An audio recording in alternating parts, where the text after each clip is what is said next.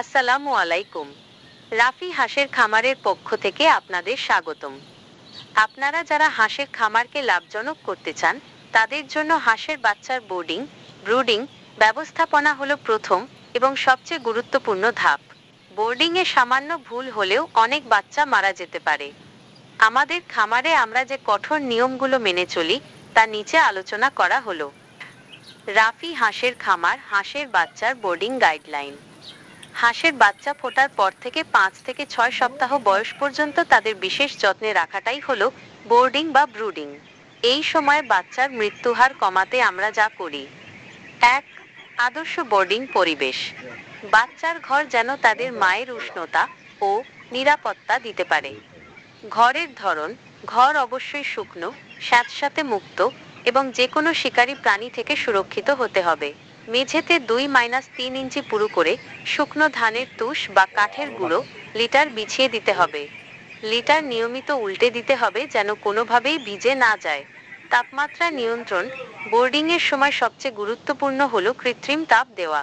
আমরা electric brooder বা bulb ব্যবহার করি। প্রথম সপ্তাহ তাপমাত্রা 92-95 ডিগ্রি ফারেনহাইট, বাচ্চা যেন আরামদায়ক উষ্ণতা পায়। পরবর্তী সপ্তাহ প্রতি সপ্তাহে তাপমাত্রা 5 ডিগ্রি করে কমিয়ে স্বাভাবিক তাপমাত্রার দিকে নিয়ে আসতে হবে। 2. খাদ্য ও পানি ব্যবস্থাপনা। বাচ্চার দ্রুত বৃদ্ধি নিশ্চিত করতে আমরা সঠিক খাবার ও পানি সরবরাহ করি। প্রথম দিন বাচ্চা খামারে আসার পর দুর্বলতা কাটাতে প্রথমে গ্লুকোজ বা স্যালাইন মিশ্রিত হালকা গরম পানি দিতে হবে। এর 12 ঘন্টা পরে খাবার দেওয়া শুরু হয়। খাবার: বাচ্চার জন্য প্রথম দিকে হাঁসের বাচ্চা স্টার্টার ফিড দিতে হবে। খেয়াল রাখবেন খাবার যেন বেশি ভিজে কাদা কাদা না হয়। সাঁতার পুকুর বারণ: হাঁস হলেও প্রথম 15-17 দিন বাচ্চাকে কোনোভাবেই সরাসরি পুকুরের পানিতে বা সাঁতার কাটতে দেওয়া যাবে না। এতে ঠান্ডা লেগে নিউমোনিয়া বা অন্যান্য রোগে আক্রান্ত হওয়ার ঝুঁকি বাড়ে। 3. স্বাস্থ্যসেবা ও টিকা।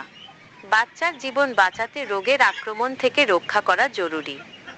ঔষধ: প্রথম সপ্তাহে ভেটেরিনারি ডাক্তারের পরামর্শ অনুযায়ী মাল্টিভিটামিন, অ্যান্টিবায়োটিক এবং অন্যান্য প্রয়োজনীয় ঔষধ পানিতে মিশিয়ে দিতে হবে। টিকা: হাঁসকে রোগমুক্ত রাখতে 25 দিন বয়সে ডাক প্লেগ রোগের টিকা দেওয়া বাধ্যতামূলক। আমরা সঠিক সময়সূচি মেনে টিকা প্রদান নিশ্চিত করি। সঠিক পরিচর্যা ও ব্যবস্থাপনার মাধ্যমে আমরা আমাদের হাঁসের বাচ্চার মৃত্যুহার খুবই কম রাখি। এই নিয়মগুলো মেনে চললে আপনার খামারও শুরু থেকেই সফলতার মুখ দেখবে।